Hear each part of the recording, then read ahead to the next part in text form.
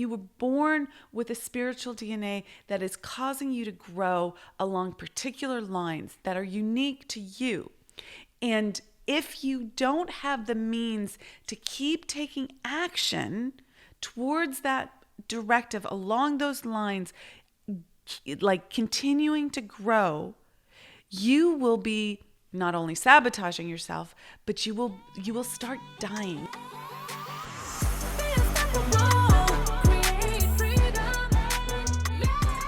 Okay. In this episode of The Unstoppable Woman, we are going to be talking about what really stops you from scaling. I, of course, want you to scale your business. You know, the first place that I want you to really go for more in is, really dialing that in, increasing your revenue, increasing your cash flow, growing your business, making a bigger impact, adjusting it so it's more aligned with who you are and what you love to do and the thing that you want to create and give to this world. All of that is scaling, right? But it's also about scaling your life. It's not like the means, your business might be your passion, but it also brings in revenue. And that is the means for you to have a bigger life, because you got to face it, the things of life require money, right? It requires money to go on vacations, to send your kids to college, to buy your house, to buy shoes. You can be a hermit for sure. That's totally a possibility and an option for you. And you can have a smaller, less consumptive or capitalistic kind of footprint, of course, but you still need to have food, shelter. And in this day and age, most people are not living on a farm, growing their own food, making their own log cabin, all of that. There was a time where I had nostalgia for doing that. I thought, I want to live on a farm and have goats and make my own soap and have goat cheese and all this stuff. I had nostalgia for a life I'd never lived. And I think it was actually because, one, it's beautiful, right? The nature of it all, but also, it's a little bit of escapism from not knowing how to create the life that you really want in this sort of industrial society, okay, that we live in. So you need the means to do what you are, here to do, and to live your life and to grow and to have a bigger life and make a bigger impact. You're going to need the financial means to do that. Okay, so you need to grow and scale. It's growing your business, growing your finances, growing your income, but it's also growing yourself and growing your life, all aspects of your life. So when I say scaling, I mean, what's stopping you from scaling everything that you want? This is growth. There's a more life directive here. There is a directive from, whether you want to call it spirit, source, God, the universe, all the energy that is saying, grow into more. This is the more life directive. It's the seed, the spiritual seed that you were born with, that is saying that you have potential for more, and that you must, it's a directive, it's imperative, you must grow into it, otherwise you start dying. So this is what you came into this world with. Some people call it purpose, okay? Now, in the beginning, I didn't know what my purpose was. When people talked about purpose, I was like, really? I don't really have a don't talk to me about purpose. I just was like, I was almost irritated by it because I just didn't know what it was. I was really, I was very busy. I was very active. I was very engaged, but I didn't know really what I was meant here to do. I was just like doing the next thing that was in front of me. And quite frankly, that was okay. In hindsight, I was on a path. It was leading the way. I was going in the right direction, and I kept following it. More on that in another episode. But right now, I want to talk about the fact that you were born with a spiritual DNA that is causing you to grow along particular lines that are unique to you. And if you don't have the means to keep taking action towards that directive along those lines, like continuing to grow, you will be not only sabotaging yourself, but you will start dying. You will start contracting. You are always either growing or dying. There is not a homeostasis with that. Okay? You're either expanding or contracting, becoming more or becoming less, becoming bigger or becoming smaller. And you know that feeling when you're like, I'm making myself small. I'm making decisions, or I'm showing up in this world, or I'm having conversations in this world where I'm making myself small. I'm not being visible. I'm not marketing myself. I'm not expressing myself. I'm not demonstrating to the world all that I'm capable of. You're contracting. You're making yourself small, and it feels crappy. That feeling when you don't feel good about yourself, that's dying. That's a small little death. And we want to be going in the opposite direction. We want to be going in a growth directive. So you got to ask yourself, what is stopping you from growing? What is stopping you from scaling? What is stopping you from continuing along that more life directive? So this is the question that we're posing. What is really stopping you from scaling? So let's break this down. Yes, there are outer game things and there are inner game things. The outer game things, knowledge, right? You need certain skill sets. You need to learn how to do things. You need to take some actions, all of that stuff. There are things that you do need to learn, okay? I do see people putting their life on hold by trying to get another degree or taking a training program or something that is just putting off doing the thing that they need to do because they need more training. Now that's not, please be clear here. There's a difference, and it's nuanced, between growth. Like I'm a lifelong learner. There's 4 books that I'm reading right now. I've got a gazillion people that I'm learning from. I have a mentor. I'm always in growth. There is no day that I am not feeding my mind, okay? So do not take this to mean stop learning. What I'm talking about here is putting off the needle moving action in your life because you think you're not ready and you need to go get training, okay? Some training, absolutely. Some things you need to learn, absolutely. But when it becomes a distraction, or it's been 12 years of trying to finish your PhD, or you've got 6 certificates, but you don't have a business yet, you got to look at this stuff, okay? You got to look and really be truthful with yourself. How much truth can you accept about yourself? Are you actually in avoidance? So what might be causing that avoidance? Well, now we have to look at the inner game. And when I look at the inner game, I always look at subconscious programming. So what do I mean by that? We have a conscious mind and a subconscious mind. Our conscious mind, and we'll go into this in another episode in a lot more detail, but our conscious mind is our conscious mind. It's the mind, the part of ourselves that is able to make decisions, that is aware, that is aware of situations, consciously wants or doesn't want things, can decide yes or no, can clearly direct us, is rational, all of that. There's many more qualities to the conscious mind, but no, it's the part of you that is aware and making decisions, okay? Your subconscious mind, though, your subconscious mind is really what drives the show for most people. It's where all your beliefs lie, your programming, the things that cause you to see the world in a particular way. Now, you were like, so let's back up. Where did you learn what you learned? Where did you learn your beliefs? Where did that programming come from?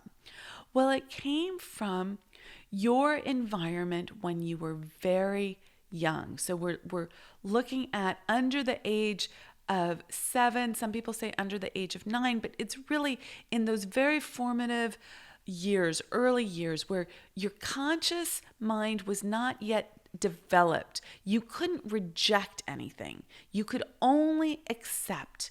So your conscious mind can reject or accept things, can say, I like that, I don't like that. Okay? Can say, I don't believe that, I believe that. But your subconscious mind can only accept things. It's like a fishbowl that's open at the top and it just keeps the air keeps coming in, the stuff, maybe particles and flies are coming in. I don't know. It's a bad analogy, but it's an open bowl. You're open to everything that you're exposed to, which means everything in your environment. Now, most of what we experience in our environment as a child is through our parents. Now, if you didn't know your parents, you were raised by your aunt or your uncle or your sister or your brother or your grandparents or a surrogate or foster, whatever, foster parent.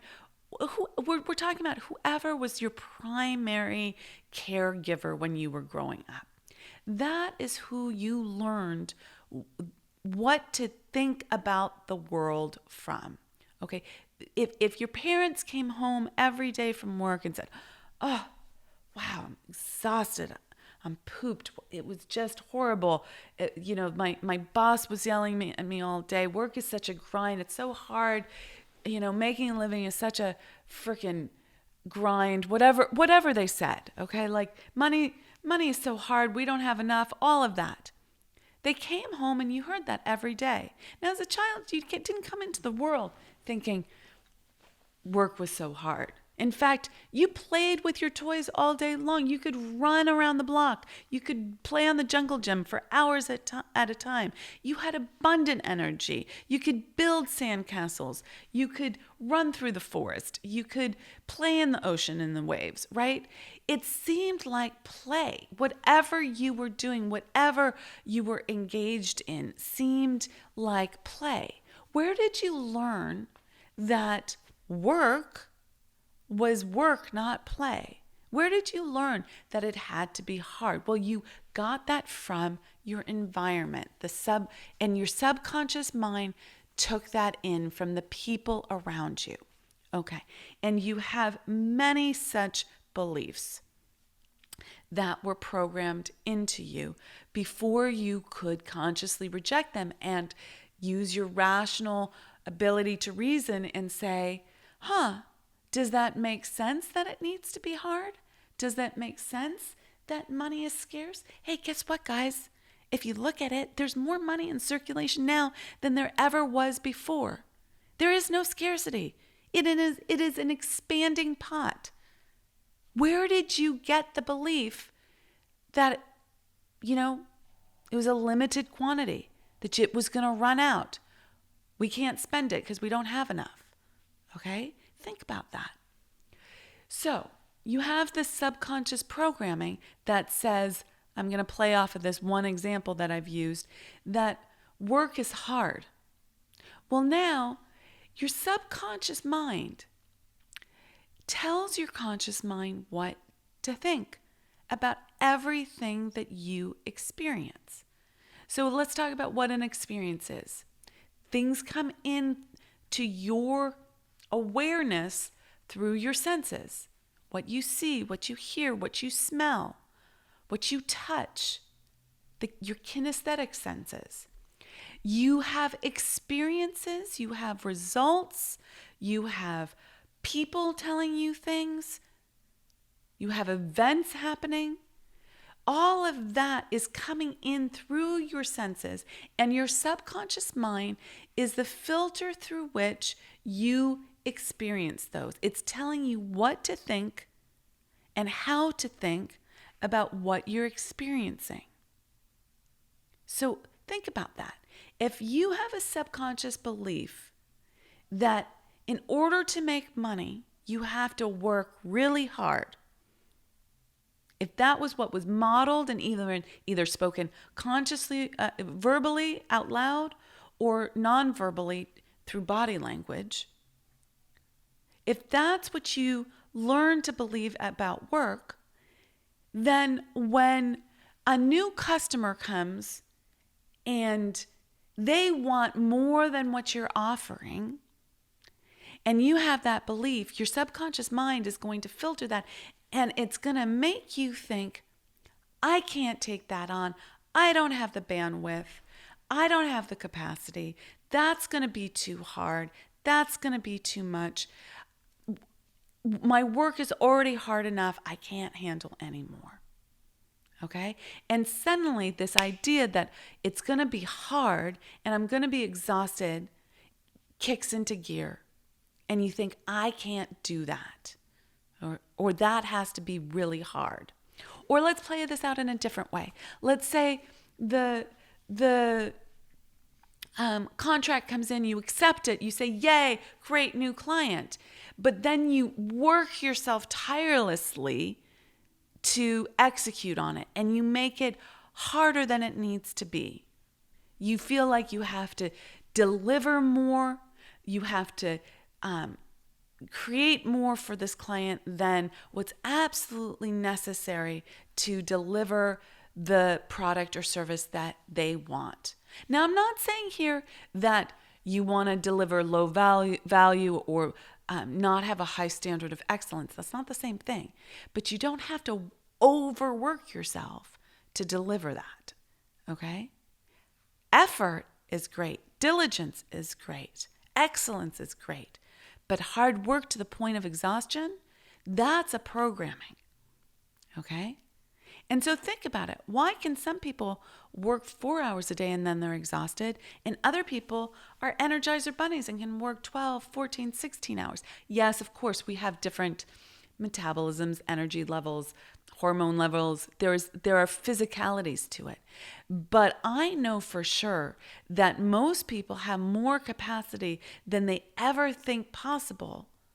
But they have a mindset that stops them because there's a programming that says it has to be hard. Okay, so we went down a little tangent there about a very specific thing, but I want to step back to what stops you from scaling. So part of it is this belief structure that you have, the subconscious programming that says something has to be hard, or you have to.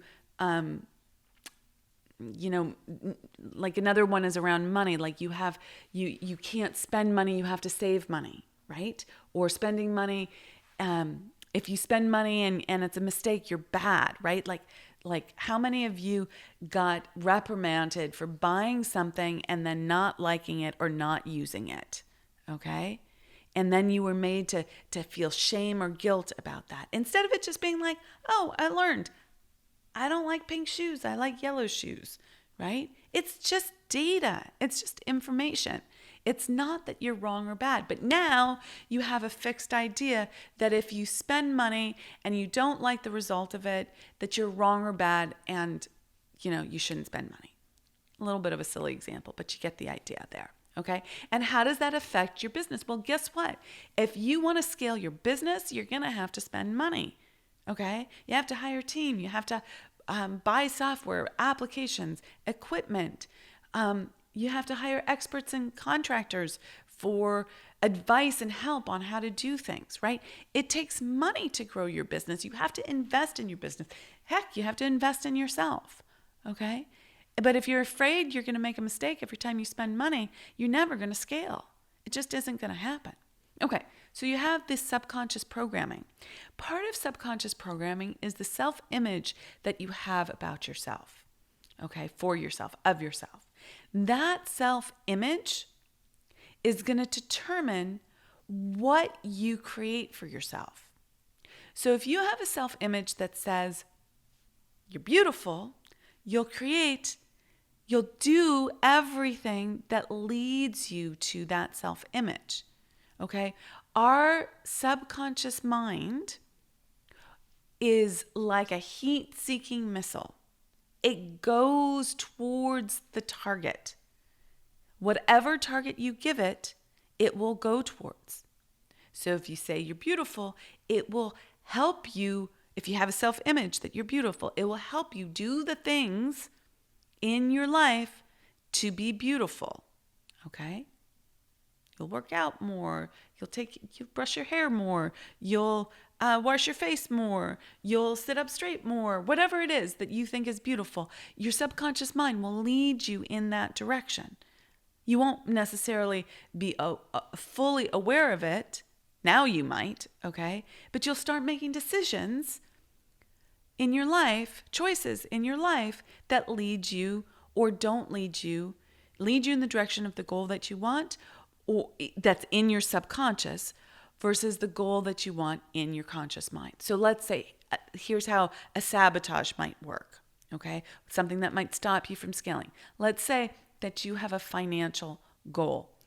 I don't care if it's a 10K month, 50K month, 100K month, $1 million month. If you have a self-image that says, I don't deserve to make money easily, you will make it very hard to achieve that goal. And it will come out in all sorts of ways. Distraction, lack of focus, procrastination, not calling people back fast enough, not taking action quickly enough, being afraid to get out there with your marketing, being afraid to be visible, not having conversations with people, avoiding things. It looks like normal life, right? This is what like most people show up and do. And yet this is the way that your subconscious mind directs you towards the goal that it has in its area, not what's in your conscious mind, okay? It's that self-image that it's going to be directing you to. So there's two ways to change this. Two ways. One, there's some big shock in your life and some new idea comes in. This is like a car accident. This is like 9/11. This is like an earthquake. This is something that scares you, forces you out of your normal thinking pattern, and boom, a new thought gets in there, okay? That's one way to change your belief structure, your self-image, your subconscious, all of that. But that doesn't happen very often, and that's very hard to control. So the second way that you change this is by constant spaced repetition. So consistently repeating over and over again a new belief and holding a new self-image. Repeating again and again, this is how it is. This is who I am. I am statements are great for this. This is an identity. I am someone for whom it's easy to make money. I am someone who makes money easily. I am someone who always hits my financial goals. You repeat that over and over again, that's what you're going to get. Okay? Will it be overnight? Sometimes. Depends how consistent you are with that. How much you can contradict it with other thoughts. Okay? But that's the way to reprogram yourself. You want a new belief in your subconscious because that is what's going to be the filter for all the decisions and choices you make, how you interpret the world. So it's super, super important to really dial in this inner piece. And what happens for most people is that they can't see it for themselves. It is so normalized that you're in the forest you can't see the forest for the trees. You're in the weeds. And this is called a blind spot. A blind spot, by definition, is something that you cannot see yourself. You're blind to it. Okay? You're blind to this programming, this belief structure, this inaccurate or self, I shouldn't call it inaccurate, a self-image that doesn't align with what you want. And you must see this. You must see this, or you will forever be hindering your ability to scale your business quickly. Okay? And this is when you say, God, shit, I just want to get out of my own way. Like, how many times have you said that? Like, I just keep getting in my own way. This is what's happening. You must unpack this. And this is one of the things that is really important to have someone who's expert in this help you with, okay? Because you're wrapped up in it. But I want to give you something right now that can help you with this, okay? Many people, will work with me on this, but right now I just want to give you something to unpack it for yourself. Look at your results. What are the results that you are getting? That will always tell you exactly where you are. If you're not getting the results that you want, you have a blind spot. You have something that you are believing, whether it's a loyalty pack, a double bind, some sort of self-image or programming. You have something that is causing you to go in a different direction that is leading you astray and is not getting you the results that you want? What is that? Can you find that? What's the story? Think about it. Play it out. Back engineer it for yourself. Okay? Do that now. Do that today. Make a commitment. Make a commitment to be unstoppable around this. I am not going to stop until I figure this out. Okay? Sometimes that does require getting help from the outside. Okay? But sometimes, boom, you'll see it. There's my story. I'm going to unpack that. Okay, that's what I've got for you today. Keep rocking this out. Be unstoppable, and I'll catch you in the next episode. Hey, thanks so much for joining us and being part of the Unstoppable Woman movement. We have got a ton of free resources for scaling your business at theunstoppablewoman.com/free stuff. And you can find that link in the description below. So go ahead and check those out. And we'd also love your help in getting our message out to more and more women. If you'd be willing to share this video with all the unstoppable women in your life, that would be fantastic. And while you're at it, hit the subscribe button so you never miss an episode. Reviews, likes, and comments are greatly appreciated. We go in and read them all. So thank you for those. And thanks for listening, and be unstoppable.